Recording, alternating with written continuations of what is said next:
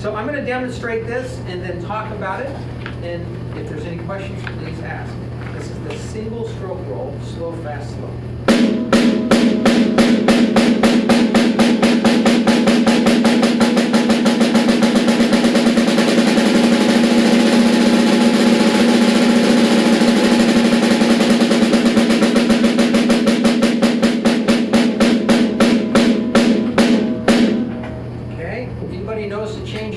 As I got faster.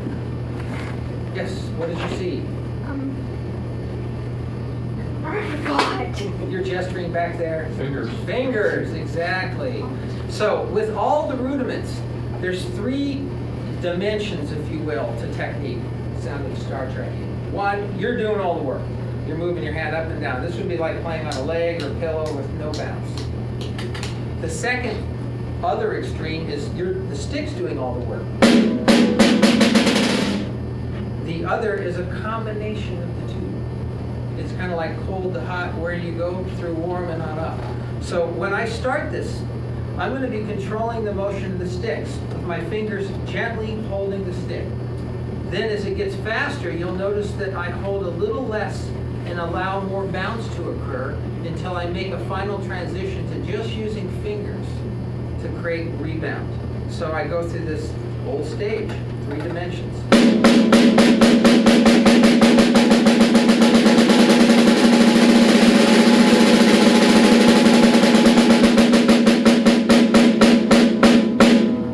The hard part is developing a feel for doing that smoothly.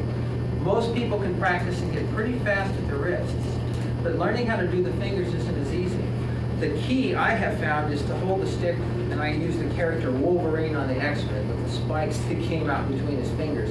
But if you hold the stick like this, and Carmine Appice uses this grip, because he can spin the sticks very easily, and that's a big part of his show, is spinning the sticks. But actually what that does is it makes the stick almost form an extension of your arm.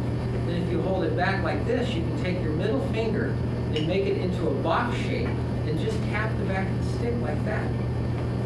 Then if you hold it with your arm up, creating lots of space back here for the stick to pivot freely. You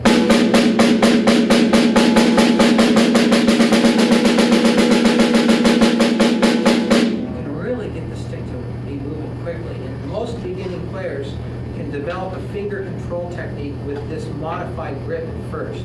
And then what I do is I just keep that same angle of the stick, extending my arm, move my index finger over, and I point my thumb a little bit. The reason being is that if I hold the stick with the tip of the thumb, there's less flesh, so it can pivot very, very freely. And you know when you're a kid, they talk about hand puppets, where you'd open up and close your thumb for a mouth.